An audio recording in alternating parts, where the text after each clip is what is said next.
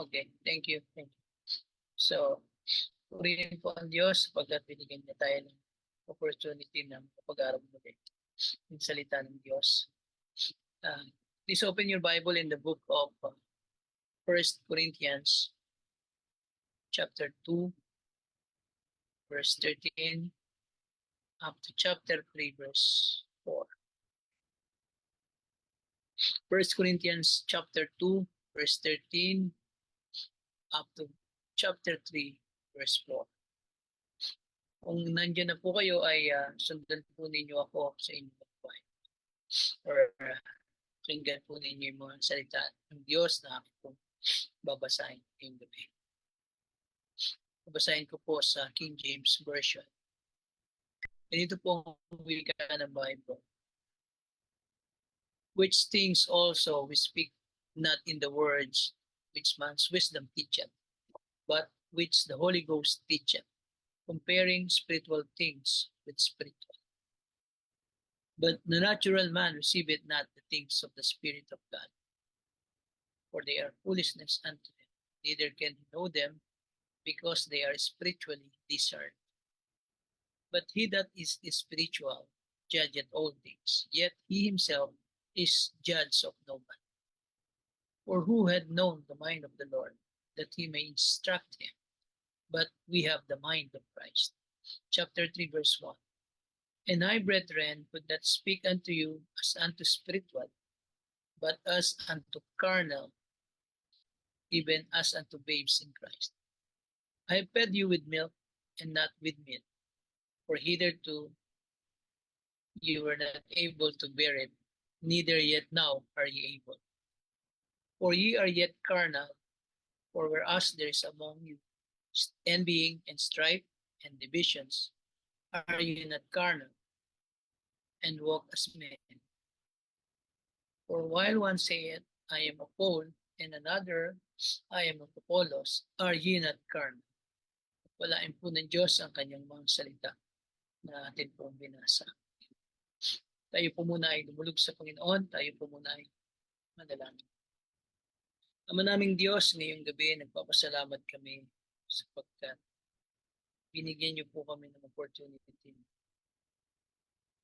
mag-aral po ng inyong mga salita. Salamat po Diyos sa mga salita ninyo na aming pong tutunghayan ngayong gabi. Naway matuto po kami, buksan niyo po ang aming kaisipan, talisin niyo po ang mga bagay na maaaring maging hadlang sa aming pong pag-aaral. Tulungan niyo po na maging stable ang aming connection at ang mga kapatid na nakikinig Panginoong Diyos sa mga salitaan ninyo, O Diyos, ay maintindihan po nila ng maigi. Gabayan ninyo po ako ng banal ng Espiritu. Pangunahan niyo po ako, Diyos, dalangin ko, Ama, ang iyo pong banal na Espiritu ang pumuspuss po sa aming lahat ngayong gabi. Tampapuri, pasasalamat sa ilang po namin maibigay. Salamat po dakilang Ama sa langit. Nalangin po namin ito sa ngalan po ng aming Panginoong Jesus. Amen. The title of our message tonight is Growing Beyond Immaturity. Growing Beyond Immaturity. There's a point in every child's life when growth is not just expected, it's necessary. Imagine a teenager still drinking from a baby bottle, refusing solid food, or throwing tantrums, or unable to make responsible decisions. We may say, this is terribly wrong.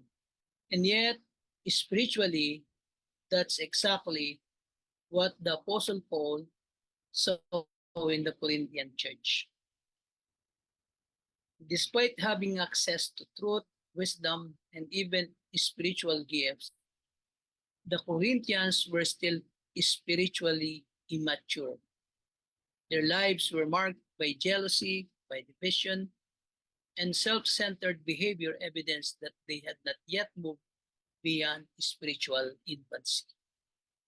In our walk with Christ, sa ating paglakad kay Kristo, maturity is not optional. It's the goal. God loves us as we are. but He refuses to leave us that way. He calls us to grow in faith, in love, to grow in holiness, to grow in spiritual understanding. Just like in nature, healthy things grow. And if we're not growing, we're either stuck or dying. Ngayong gabi, we will explore what it looks like to grow beyond immaturity. We'll confront the signs of spiritual infancy, and we'll learn how to embrace the habits, embrace the attitudes, disciplines that leads us into mature, Christ-like living. Because God didn't save us just to stay the same. He saved us to grow in Him. Kung minsan mga kapatid, we categorize people. We label them according to economics, we label them according to their careers, and etc. The Bible also is a book that also categorizes men. In our study tonight, the Bible groups these in these three categories: the natural man, the spiritual man, and the carnal man. Every one of us tonight falls into one of these three categories. You are in one of these three na atin pong pag-aaralan ngayon. The primary purpose of the Bible is that God desires to reveal Himself to fallen men so that we might enter into a relationship with Him. His desire is that men will come to know Him through His Son Jesus Christ. And that after they are saved, and they will grow up in Him into mature believers of the Lord Jesus Christ. But ang malungkot, not everyone, hindi lahat ng makikita mong tao sa simbahan ay ligtas.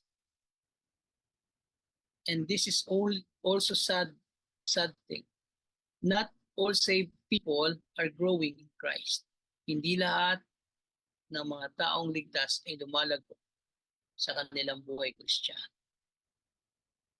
Ang Biblia ay nagtuturo sa atin ng tamang paraan para tayo lalago sa ating buhay Kristiyano. However, we must know where we are before. Kinakailangan makita natin ang ating katayuan, ang ating sarili, makita natin ang ating kalagayan bilang pananampalataya. Aralin natin ang verse 14. Sabi ng Bible, simulan natin dito. But the natural man, or yung taong ayon sa laman ay hindi tumatanggap ng mga bagay ng Espiritu ng Diyos. Sapagkat ang mga ito'y kamangmangan sa Kanya at hindi niya nauunawa sapagkat ang mga yaon ay sinisiyasat ayon sa Espiritu. The natural man lives naturally. Ano ba ang natural man? Yung natural man, yung ipinanganak bilang tao. And you do not have a relationship with our Lord Jesus Christ. Ano ang kalagayan ng isang tao lives naturally or natural man? Number one is, he is depraved. In Psalm 58 verse 3, we read, the wicked are estranged from the womb. They go astray as soon as they are born, speaking lies. Likas na makasalanan ang isang tao na ipinanganak. In Isaiah 48 verse 8, sabi ng Bible, surely you did not hear, surely you did not know. Surely from long ago your ear was not open, for I knew that you would deal very treacherously and were called a transgressor from the womb. Doon pa lamang sa loob ng tiyan ng ating mga magulang, meron na tayong kasalanan. Sabi ng Bible ay transgressor from the womb. Lumabag na tayo. Bakit minana kasi natin yung kasalanan dun sa unang tao? In John 8:44, sabi ng Bible, you are of your father, the devil, and the desires of your father you want to do. He was a murderer from the beginning and does not stand in the truth because there is no truth in him. When he speaks a lie, he speaks from his own resources, for he is a liar and the father of it. Kita mo ninyo, sabi po ng Panginoon Jesus sa mga nakikinig sa Kanya, na kunwari nakikinig pero di naman naniniwala sa Kanya, sabi ng ating Panginoon ay ganito, you are of your father, kayo ay sa inyong ama na Diablo, at ang kanyang mga ninanasa ang inyong ginagawa. He was a murderer from the beginning and does not stand in the truth because there is no truth in him. When he speaks a lie, kung siya ay magsinungaling, he speaks from his resources, for he is a liar, sabi ng Bible. Siya ay sinungaling at siya ang ama ng kasinungalingan. Na ninyo mga kasama, kaya mahigpit na pinagbabawal ng salita ng Diyos ang pagsisinungaling. Lying lips, kinamumuhian ng Diyos ang pagsisinungaling. Ayaw niya yung kasama. The natural man is depraved. Sorry. Ephesians chapter 2 verse 3, sabi ng Bible, among whom also we all once conducted ourselves in the lust of our flesh, fulfilling the desires of the flesh and of the mind. Ang sinusunod natin, dahil tayo po ay tao, the natural man, sabi ng Bible, conducted himself in the lust of his flesh, fulfilling the desires of the flesh. Sinusunod niya ang gusto ng laman at sinusunod niya ang gusto ng kanyang kaisipan. And we're by nature children of wrath, just as the others. Yan po ang kalagayan natin noon nung hindi pa tayo nakakilala sa atin po. The natural man is prone to sin. There is a bent in his nature toward evil. Kahit hindi mo turuan ang isang batang ipinanganak, darating yung point na gagawa siya ng mali because his sinful nature is depraved. Sabi ng iba, hindi, mabuti ako. So, tingin natin kasi, pag alam niyo, pag nakapagawa tayo ng mabuti, tingin natin napakabuti. Well, it's good to be good people. It's good. But spiritually, we are depraved because of sin. Sabi ng Romans chapter 3 verse 10, no one is righteous, not even. Walang matuwid, wala kahit isa. Lahat tayo ay nagkasala. Pangalawa, the natural man, hindi lang siya depraved, but he is manipulated by Satan. We can read it in Ephesians chapter 2, verse 1 to 3. The natural man's life is out of his hands. He is under the control of Satan. And like a mindless puppet, he carries out every whim of the flesh and the devil. Yung natural man, ay hindi tayo ang may hawak ng ating sarili. He is under the control of Satan. He was manipulated by Satan. Kasama. Ang Diablo, ginagawa siyang puppet. Sunod-sunuran. Yan ang kalagayan ng isang tao ng natural man. Agay ng binasa ko kanina sa John 8:44, natural kay Satanas ang magsinungaling sapagkat siya ay ama ng kasinungalingan.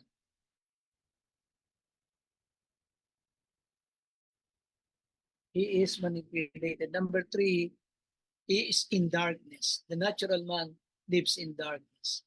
In 2 Corinthians chapter 4, verse 4, whose minds the God of this age has blinded who do not believe, lest the light of the gospel of the glory of Christ, which the image of God, should shine on them. Yung isang tao, natural, lives naturally. Ang kanyang kaisipan ay binulag ng Diyos ng sanlibutan, which is Satan, who do not believe, sila hindi naniniwala. Kaya alam nyo, kaya kahit na anong gawin natin na pag-share ng salita ng Diyos sa mga tao na walang pagkilala sa Panginoon. Kagaya din natin before, wala tayong kakayahan, paniwalaan yung gospel ng ating Panginoon until the Holy Spirit works in our lives. Binuksan ng banal na Espiritu ang ating kaisipan. Kaya ang salvation natin is by grace alone, by faith alone, in Christ alone, through His Word alone. Ano po? Tayo maliligtas lang dahil biniyayaan tayo ng Diyos. Why? Because before we know Christ, before we accepted Him as our Lord and Savior, we live in darkness. No? At tayo ay alipin ni Satan. And then number 4, the natural man is doomed. Hell is his certain future. Ang tunay na kinabukasan ng isang taong makasalan, siya ay patutungo sa dagat-dagatan. Hell is his certain future. Psalm 9 verse 17, the wicked shall be turned into hell, and all the nations that forget God. Yun daw masasama, yun daw mga taong kinalimutan ang Diyos. Ang kanilang patutunguhan ay apoy. The wicked shall be turned into hell, and all the nations forget. Mapalad tayo sa Pilipinas kasi naniniwala tayo sa Diyos. Kawawa yung mga bansa na hindi kumikilala sa ating Panginoon. Yung mga taong hindi kumikilala kay Kristo, kawawa sila. Alam niyo mga kasama, ayaw niyo man kay Kristo, sa lahat ng mga nakikinig, di naniniwala kay Kristo, ayaw niyo man kay Kristo. Pero ang katotohanan, Jesus Christ is inescapable. Hindi natin siya pwedeng takasan. And He is unavoidable. Di rin natin siya maiiwasan. Bakit ko sinabi? Hindi natin maiiwasan si Kristo, hindi natin matatakasan si Kristo, because at the end of this age, in the white throne judgment of God, we will face. Haharapin natin ang ating Panginoon, whether we like it or not. That's why Jesus Christ is inescapable. Jesus Christ is unavoidable. Kahit hindi ka naniniwala ngayon, darating ang araw, sabi ng Filipos 2, every tongue shall confess that Jesus Christ is the Lord. Every knee shall bow. Lahat ng tuhod ay luluhod, lahat ng labi ay magpapahayag na si Kristo ay ang Panginoon. But for those people, wicked people, they will be turned into hell, and all the nations that forget God. The natural man, he is doomed. Number 5, the natural man he is dead. While he lives and breathes, the natural man is in a perpetual state of death. Just like a car with no battery, it will not start. Natural man is dead in the eyes of God. Babasa po natin yan sa Ephesians, sa book po ng Efeso. We are dead in our trespasses. Kaya masakit mang tanggapin, yan po yung katotohanan. Yan ang isang uri ng tao na binabanggit ni Pablo dito po sa ating pinag-aaralan. Sabi niya, the natural man receiveth not the things of the Spirit of God. Yun daw mga tao sa laman, hindi tumatanggap ng mga bagay na mula sa Espiritu ng Diyos sapagkat ang mga ito ay kamangmangan sa Kanya at hindi niya nauunawaan sapagkat ang mga yaon ay sinisiyasat ayon sa Espiritu. Kaya kahit anong convince natin na ang mga tao dalhin sa Panginoon, ayaw nila. Why? Because the natural man receiveth not the things of the Spirit of God. Until the Lord opens their minds and their hearts, kaya lang sila maniniwala sa Kanya. Kaya ho ang salvation natin, pananampalataya, ang may gawa niyan si Kristo. Because in ourselves, we do not have capability na manampalatayang sa even our faith is a gift from God. Yung ating pananampalataya sa Panginoon ay regalo ng Diyos sa atin. It is a gift. Next, ano po? Kasama. Ikalawa, aralin naman natin ang katangian ng isang taong spiritual, the spiritual man. In verse 15 and 16, sabi ng Biblia, but he who is spiritual judges all things, yet he himself is rightly judged by no one. For who has known the mind of the Lord, that he may instruct him?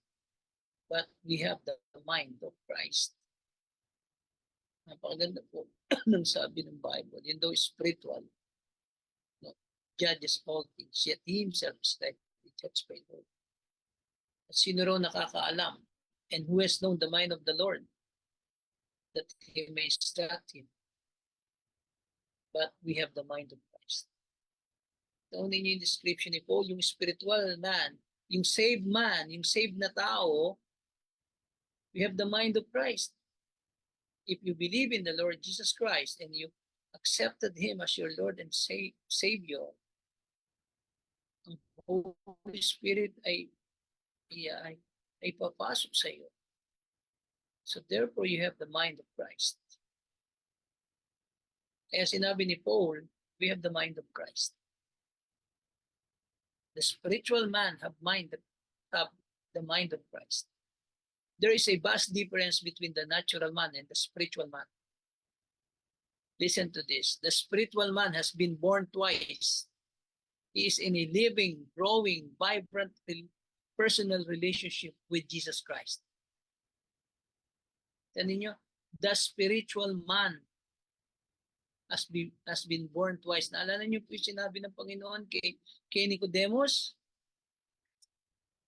Sabi ng Panginoon sa kanya in John 3:3, you must be born again. Verily, verily, I say unto you, except a man born again, he cannot see the kingdom of God. Totohanan sinasabi ko sa iyo, di ba lang tayo panganak na muli? Hindi siya makakakita ng kaharian ng Diyos. Sabi ng Panginoon. Hindi maintindihan ni Nicodemus. Why? Because he is blinded. Even he is a leader. He is a religious leader. Hindi niya maunawaan ang mga sinasabi ng ating Panginoon. Why? Because the true state of a depraved man, he is dead.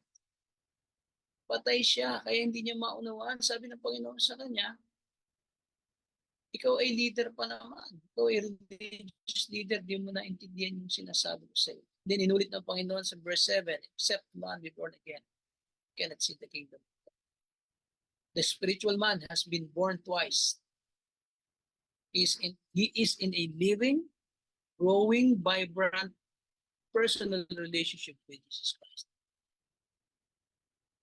And as a result, he has the God-given capacity to live different.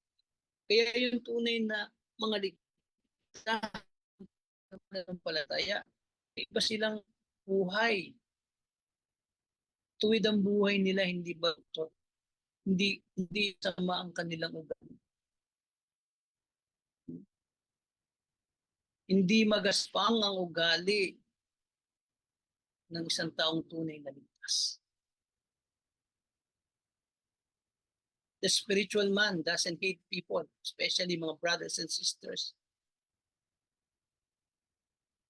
The spiritual man has been born twice. They do not hate other believers as much as possible. They do not hate other people. But instead, he is in a living, growing, vibrant, personal relationship with our Lord Jesus Christ. At meron tayong kakayahan na mabuhay ng iba. Kaya nga, alam niyo ang turo ng ating Panginoon, iba eh. Sabi ng Panginoon, mahalin ang kaaway. Sabi ng Panginoon, pagka ikaw ay sinampal sa kanan, iharap mo ang kaliwa. That's the teaching of the Lord. Ibig sabihin ng Panginoon, gawa natin ang mabuti kung gumagawa ng masama sa atin. Let us check ourselves. Baka merong mali sa atin. Let make us an inventory. Magkaroon tayo ng assessment sa ating pangkasalukuyang ugali bilang mananampalataya. Alisin natin yung mga magagaspang. Alisin natin yung masasamang ugali. Hindi po yun dapat bilang mananampalataya. Tayo ay mga Kristiyano, we are the salt and we are the light of the world. Ingatan natin ang ating pagsasalita, yung ating paggawa, ang pag-isipan natin, yung sarili natin, our own selves, kung paano ito mag-i-improve, kung paano tayo maging kalugod-lugod sa Diyos. Lagi natin titingnan sarili natin in the eyes of God, hindi in the eyes of other people. Huwag natin tingnan din ng iba in your eyes, but in the eyes of God.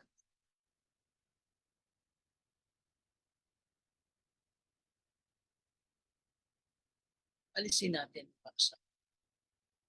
Tayo ay binigyan ng Diyos ng capacity to live differently because His Spirit is within us.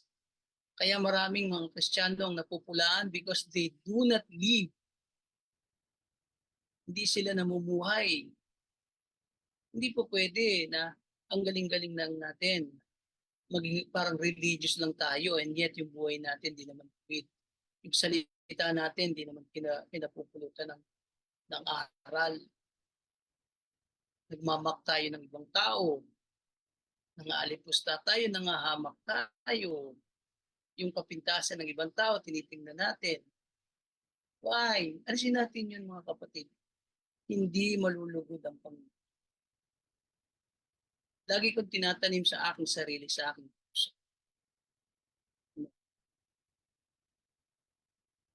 Walang hate sa puso't isip ko. Even those people who say something wrong in my life, even dun sa mga taong they judge me because they hear something from everybody. Hindi ko yun iniisip mga kasama. And I don't hate them.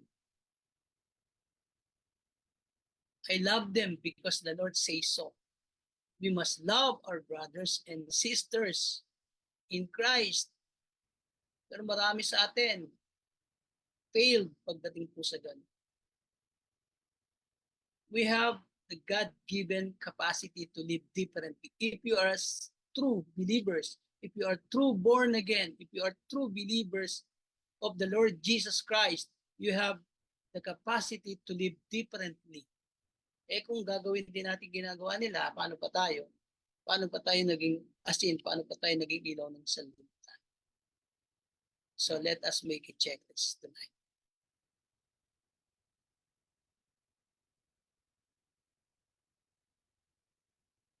The spiritual man is able to comprehend the spiritual things of God, and it tells in the way he lives his life. 1 Corinthians 2:12-13.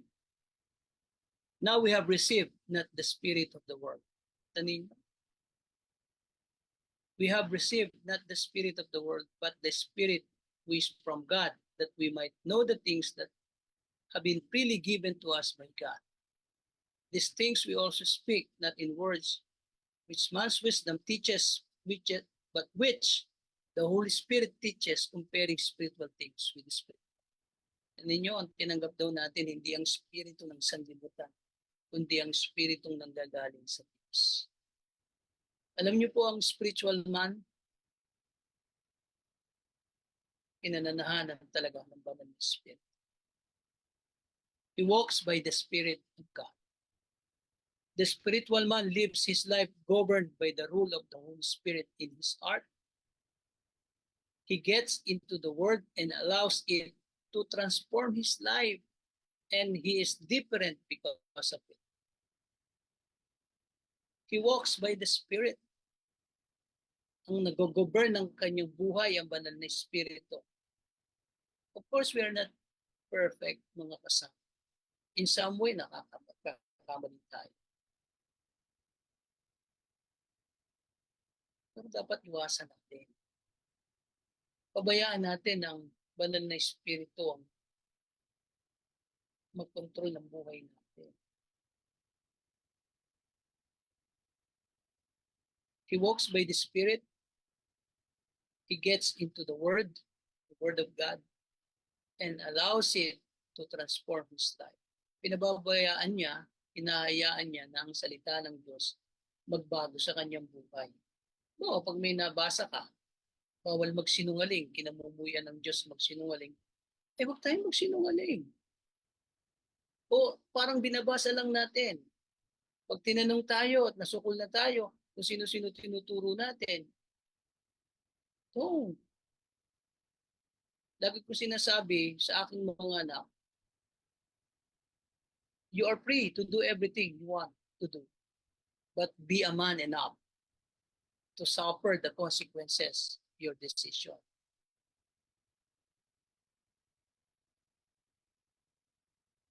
Hindi po pwede, mga kasama. The reason why I am telling them yung bagay na ito, it is because I want them to grow in the Lord. Gusto ko na makita nila ang kanilang sarili sa salita ng Diyos. Because they are growing. They are growing so fast. Yung maliit ko, sobra na. Konti na lang yung height ko. Mas mataas na sa akin. Siguro, in a year time, mas mataas pa sa akin. He's only 12 years old. Gusto ko na lumaki sila, governed and guided by the Holy Spirit. Like me also, kahit ako'y matandaan na, gusto ko ang buhay ko ay guided by the Holy Spirit. Gusto ko yung mga salita na lalabas sa bibig ko, guided by the Holy Spirit.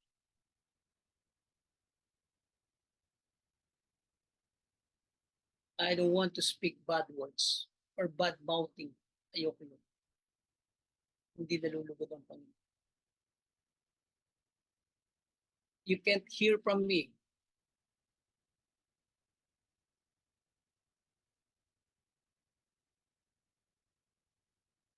Why? Because the spiritual man walks with the Spirit.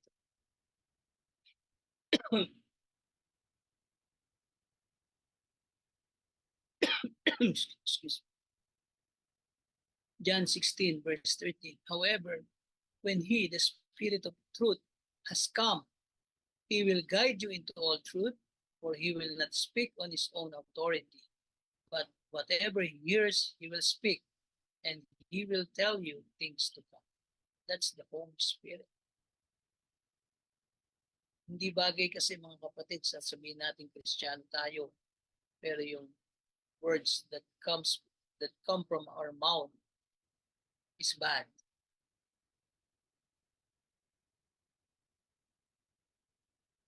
Pag-igihan natin buhay natin, yung ating relationship with our Lord Jesus Christ. Galatians 5:16.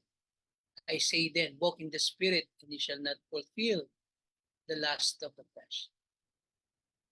Tumaka daw tayo sa Espiritu at di natin gagawin yung pita ng loob. Pagbaliktad naman ang ginawa natin, lumakad naman tayo sa lust, talagang susundin natin yung gusto ng love. But if we walk the Spirit. Sabi ng Bible, hindi natin susundin ang gusto ng kasalanan. Not only he walks by the Spirit, the spiritual man not only walks by the Spirit, he learns from the Spirit. The spiritual man is able to receive the truths of the Word. He is able to grasp spiritual things. He can understand the Word of God, the Bible. He can enjoy the presence of the Lord. God's truth are not foolishness. They are food. Natututo sa pamamagitan ng banal na Espiritu. Pag nagbabasa ng Bible, naunawaan niya, ina-apply niya yun sa kanyang buhay. And he can enjoy the presence of the Lord.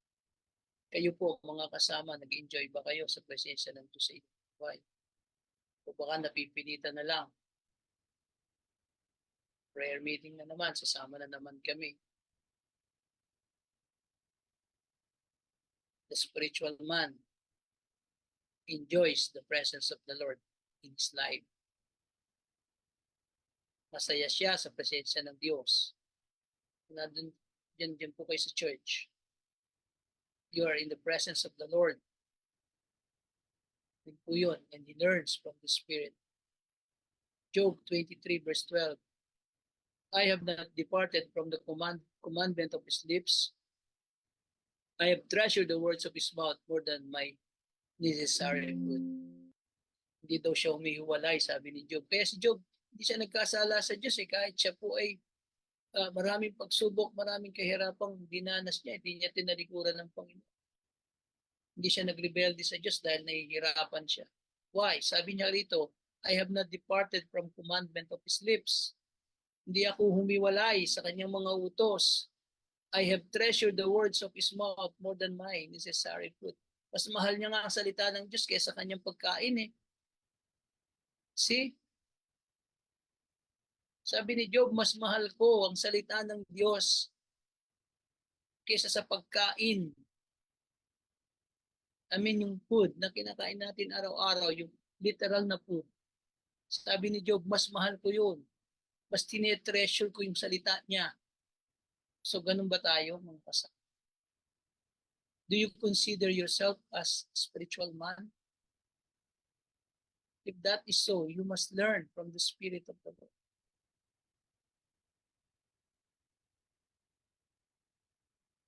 Number 3, spiritual man. He was set free by the Spirit. Pinalaya siya ng banal na Spirit. The spiritual man is liberated from the bondage to the flesh. The word and the devil, because he's able to discern the will of God by judging or examining everything by the truth of his word.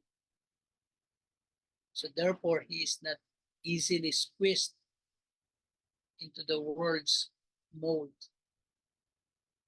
Pinalaya na siya ng banal na Espiritu. Pinalaya na siya from the bondage, mula po sa pagkakaalipin sa kasalanan, pinalaya na siya. We are set by the Holy Spirit. We are set free. Sabi ng Panginoon, you shall know the truth and the truth shall set free. Ang spiritual man ay tunay na siyang malaya. Malayang gumawa ng mabuti pero hindi malayang gumawa ng masama. Binabawalan tayo nun. Romans 12 verse 2. And do not be conformed to this world, but be ye transformed by the renewing of your mind, that you may prove what is that good, what is acceptable, and perfect will of God. Kung daw tayo makiayon sa takbo ng mundo nito, be transformed. Magbago daw tayo ng application. Bago daw tayo. Alam niyo po, dito sa amin, talagang Western culture. Malaya ka. You can do everything kung gusto. Hindi mahirap buhay dito. Lahat ng bagay, kung gugustuhin mo, pwede mo. But sinabi ng salita ng Diyos sa ating mga magpalagay, do not be conformed to this world. Huwag kayong makikiayon sa takbo ng mundo. Maraming mga nagsasabing Kristiyano. Kung ano yung ginagawa ng sanlibutan, ginagawa din nila.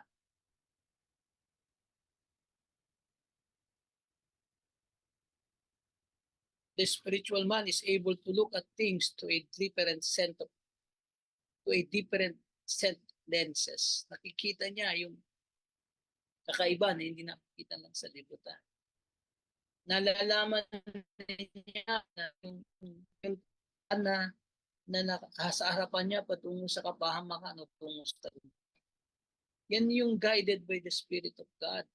Meron kang spirit of discernment. He is able to look at things to a different set of lenses.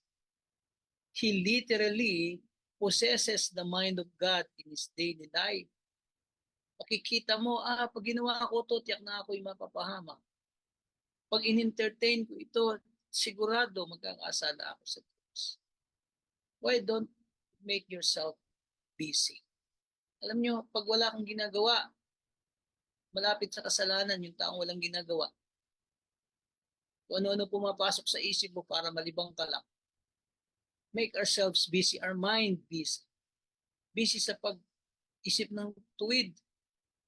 Busy kung paano may improve buhay natin. Hindi yung busy tayo pagkwentuhan ng ibang kapwa natin. And it is sad sometimes, even in the group of professing Christians, pinag-uusapan buhay ng may buhay. Mind our own business.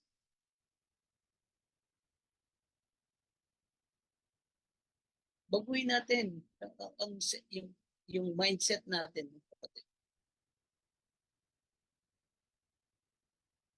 Number 4, the spiritual man is literally filled with the Spirit of God. God controls his mind. God controls his heart, his hands, his feet, his tongue, his flesh. Everything is yielded to the control of the Holy Spirit of the Lord. Filled with the Spirit of God. Ang spiritual. Yung mind niya, yung kanyang puso, yung kanyang kamay, yung kanyang paa, yung kanyang dila, yung kanyang katawan. Filled with the Spirit of God. Yung mabibless sa iyo yung ibang tao pag nakita ka. Nababasa nila yung salita ng Diyos sa iyong buhay. Ang spiritual man, mataas ang category ng spiritual man. Ito dapat ang maging gawin natin ng mananampalataya. Panlima, ito ang katotohanan. That many achieve this level of Christianity. But it should be the goal of every sincere believer. Nandun na ba tayo sa ganun? Gaya ng sinabi ko. Kakaunti lang yung nakarating sa ganung level of Christianity o sa mga tabang ito. Nakatangi yan ng spiritual. But again, it's not the end of the day. It should be the goal nating lahat. And then the last one, let us look before I proceed to number 2. The spiritual man lives supernaturally. The natural man lives naturally. The spiritual man lives supernaturally. The last one, let us look the carnal man. The carnal man lives unnaturally.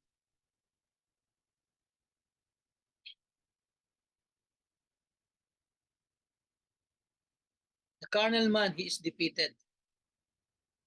Defeated. Ngayon ang tanong, ligtas ba ang carnal man? Because Paul said, mababasahin natin muli. Samahan ninyo ako ng pagbabasa. Ang sinusulatan niya rito ay mga taga-Korinto, mga mananampalataya sa Korinto. Sinabi ni Paul in verse 1 of chapter 3. At ako mga kapatid ay hindi nakapagsasalita sa inyo na tulad sa mga nasa espiritu, kundi tulad sa mga nasa langit. tulad sa mga sanggol kay Kristo. Sa English, maganda. And I, brethren, would not speak unto you as unto spiritual, but as unto carnal, even as unto babes in Christ. Tulad sa mga nasa laman, tulad sa mga sanggol kay Kristo. Sabi ni Paul, kinandili ko kayo ng gatas at hindi ng lamang kati, sapagkat kayo wala pang kaya noon. Wala na ngayon pa man, wala kayong kaya. Neither yet now are ye able. For ye are yet carnal, for whereas there is among you envying, kita niyo. Listen to this, baka makita natin sarili natin dito. Let us, lahat tayo, walang magtuturuan. Tingnan natin ang mga sarili natin sa verse. Tingnan natin yung uri ng isang carnal. The carnal. For ye are yet carnal. Ito, tingnan ninyo, pakinggan ninyo, maganda po. Baka ito nalalampasan natin. For whereas there is among you envy and strife and divisions, are ye not carnal as walk as men? Sapagkat kayo mga salaman pa, sapagkat samantalang sa inyo'y may mga paninibugho, mga pagtatalo-talo, sabi ng Bible, and divisions, pagkakaiwalay. Are ye not carnal and walk as men? Hindi ba kayo carnal kung kayo ay mayroong pagpanibugho, may mga kaguluhan kayo, mga pagtatalo kayo, may mga division kayo, may mga kanya-kanya kayo, hindi ba kayo carnal, sabi ni Paul. Masakit itong sinasabi ni Paul sa mga taga-Corinto. So let us check ourselves. Every one of us. This is a word of God. Hindi ko po ito salita. Salita po ito ng Diyos. Na dapat isa puso natin.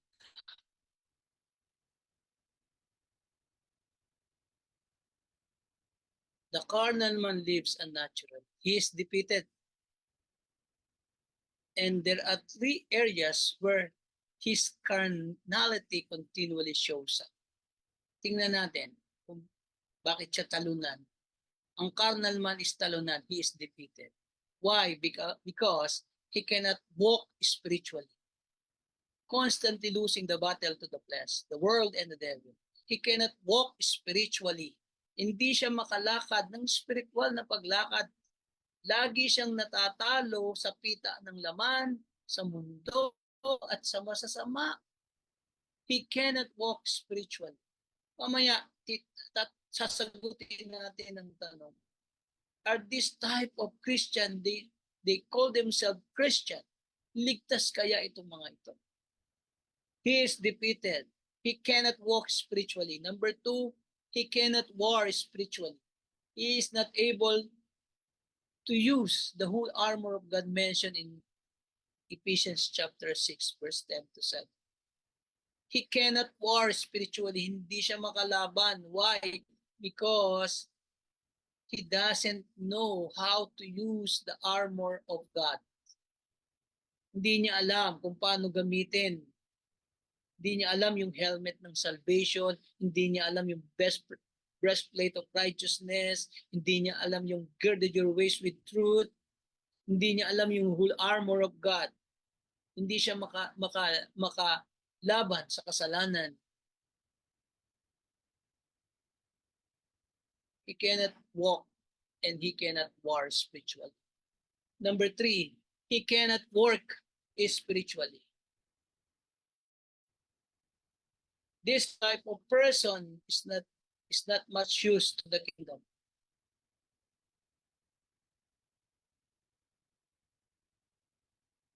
The carnal doesn't win souls. The carnal doesn't support the church with his presence or his presence. The carnal man doesn't teach. The carnal man never becomes actively involved in the ministry. They are always riding around on the effort of others. He cannot work spiritually. Kaya kahit anong encourage mo, tulong ka sa gawain, hindi siya makatulong. Why? Because he's a carnal man. Next is katangian ng isang carnal man who lives unnaturally is he is dependent, he is needy. Verse 2 of chapter 3, sabi ni Paul, I fed you with milk and not with solid. For until now you were not able to receive it. And even now you are still not able. Nakadepende parang bata, naghihintay lang ng bibigay ng gatas ng kanyang nanay, ng kanyang mama. Ganyan yung ibang hindi lumalago. But they call themselves believers. They call themselves Christians. They call themselves chosen by God. Di ba tayo nahihiya? We claim that we are chosen by God and yet you live like this? Namumuhay tayo ng kagaya nito? Are we not ashamed? Ipinangangalandakan pa namin, we are in the truth. And yet, yung buhay natin ay we are very dependent. Di tayo lumalago. Must always be spoon-fed. The carnal man is totally dependent on others for any spiritual nourishment receives. Tinatanong pa, pupunta ba ako sa church o hindi? Sasamba ba ako sa Panginoon o hindi? Pupunta ba ako sa prayer meeting o hindi? Mga kapatid, that question is not an option. Hindi na yun. Dapat di pumapasok yun sa isang tunay na mananampalataya. Tinatanong mo sarili mo, pupunta ba ako? Hindi, maglalalaban na lang ako. Hindi, tatrabaho na lang ako. Hindi, ganito, ang dami nating reason. Okay, let us ask ourselves, ikaw ba talaga ay tunay na Christian? Tunay ka bang ligtas? The number 3, he is disruptive. He is divisive. A divisive is tending to cause disagreement or hostility between people. Ang kahulugan nito ay dissensuous, factional, disruptive or unsettling, alienating, or controversial. In verse 1 to 3 to 7, sabi ni Paul, for you are still carnal, for where there are envy, strife, and divisions among you, are you not carnal and behaving like mere men?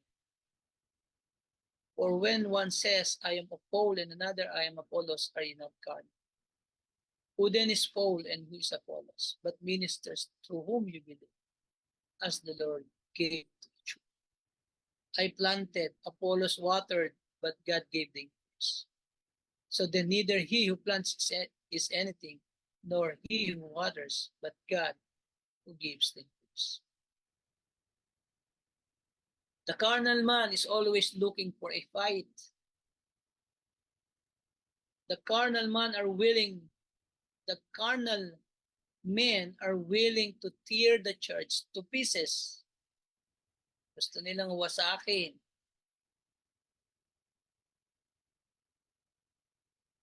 Gusto nilang wasakin ang simbahan ng maliliit na piraso.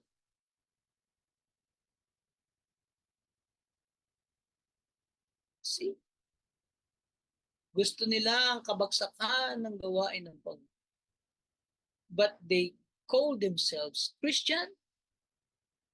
They call themselves chosen by God, and yet they want to tear the church, the other church, to pieces.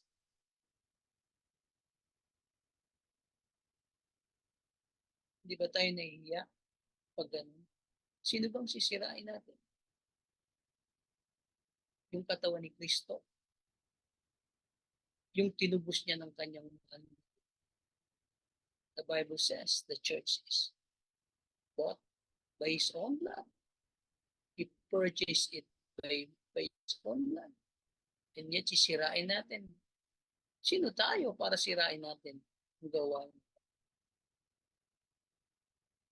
But so many professing believers, sila ay nagpo-fall sa category carnal. There are so many carnal men in churches today. I will not say carnal Christian because there should be no word carnal Christian. Dapat you are Christian or not Christian. You are believer or unbeliever. Yun lang, dalawa na yon. I doubt kung they call themselves carnal Christians. I doubt kung sila ay ligtas. Let us look into ourselves. If we are one, let us be reminded that Jesus did not save us na magkagano. He saved us to serve Him. He saved us to grow like Him.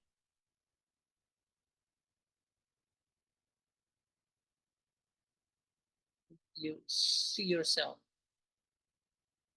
If you know something is wrong in your life, we must get right with the Lord. What type of person are you? And what do you need to do?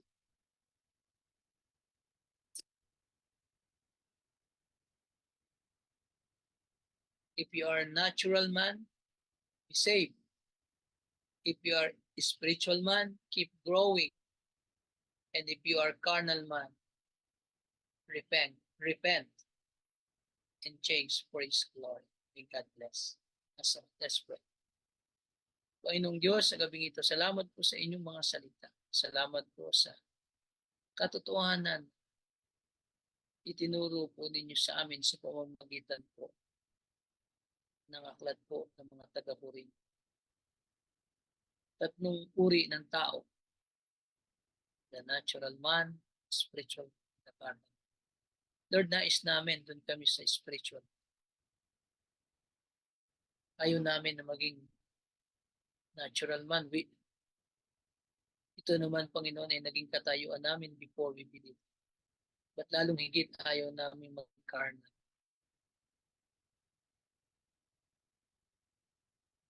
Because I believe dapat ang Kristiyano isa lang, tunay na Kristiyano. Samahan ninyo kami, Panginoon, sa aming buhay araw-araw. I pray for every one of us. Nawa ang mga salita ninyo maging salamin ng buhay. Na pag narinig namin, O Diyos, ang katotohanan sa iyong mga salita, magsisikap.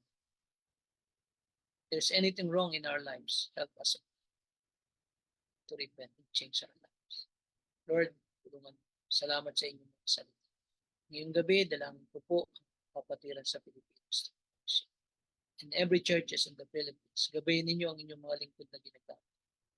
Walain ninyo ang aming mga leaders, walain ninyo ang leadership of Pastor Tim, walain ninyo, Panginoon, sina Pastor Jeremy, Pastor Joshua, sina Pastor Ira, Pastor Mike.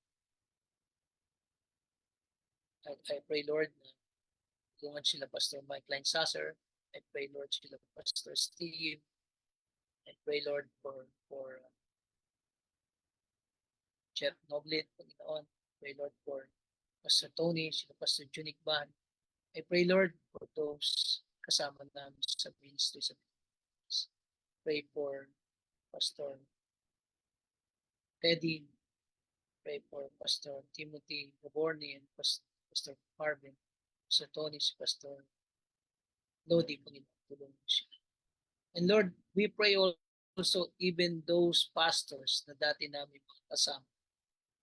Father, I pray for them. Tulungan niyo po na pag-igihan nila yung gawaing pinagkatiwalan sa kanila. I pray for them. Sapagkat sila rin po naman ay mananampalatayan kabilang sa kabuuan ng Iglesia. Pray for them. If anything in our hearts and in their hearts, if anything wrong in our hearts and in their hearts, Lord, I pray, remove it from us. Hindi po kayo nalulugot kung merong something wrong na nararamdaman kami sa kapwa mananampalataya na patawarin niyo kami at tulungan ninyo na maging tama sa harapan. Because we are one. We have only one Savior. We have only one mediator and one God. We have only one Spirit. We have only one love that binds us together. Tulungan mo kami, Panginoon. Help us makita namin malinaw. Salamat sa iyo, O Diyos. I pray din sa mga gawain, Panginoon, sa Kabanatuan, sa CY, sa San Carlos. I pray for gawain po doon sa Payatas, sa Cavite, sa Laguna, sa main church po namin. At sa iba't ibang lugar. Kung meron man akong mga manggagawa na hindi ko na kasama, pray for Brother Toto, Brother John. I pray for Pastor June Molina. Dinadalangin po namin sila sa iyo. Salamat sa iyo, maging ako po, ang aking pamilya, sa aming paglilingkod sa inyo sa lugar. Gawin ninyo kaming kaluburan. Gawin niyo po kami, gamitin niyo kami taluyan. Salamat sa iyo, Panginoon, pagpalain niyo mission. Paggawa po doon sa bahay sambahan, sa lugar po ng Samat, pagkalab niyo pong Panginoon. Salamat sa iyo, Panginoon. Mga kapatid na may sakit, pagaling sila, ang may mga suliranin, tulungan sila na malampasan nila ang kanilang mga problema. Mga walang hanap buhay, kayo po ang kaguluhang politika sa aming bansa. Mahabag po kayo sa Pilipinas. Tulungan din ang aming mga politika na magkaroon ng tunay pagkilala sa mali at sa tama. Tulungan mo kami, even ba naman palataya. Tumindig kami sa tama. Hindi kami titindig because dahil kami po ay nagka-idol ng ibang tao. Lord, we have only ang pwede namin maging sasambahin at paglilingkod at kikilalanin ikaw na tulungan mo ang bawat isa. Mabag po kayo sa bansa. Huwag ninyong hayaang mahal. Gabayin ninyo ang Pangulo namin sa pangunguna sa mga legislator namin. Tulungan niyo sila maging tubig. Mga senator at congress, maging yung member po ng local government. Ganyan po sila. Pamamahalang na tama, tuwid. Sana po dumating yung panahon, pangunahan kami ng leader na tapat, may takot sa iyo. Dinadalangin po sila sa iyo. Nawa, dumating yung araw na mag-raise po kayo sa amin. Salamat sa iyo. Purihin po kayo. Sa ngalan namin, Panginoon Jesus. Amen.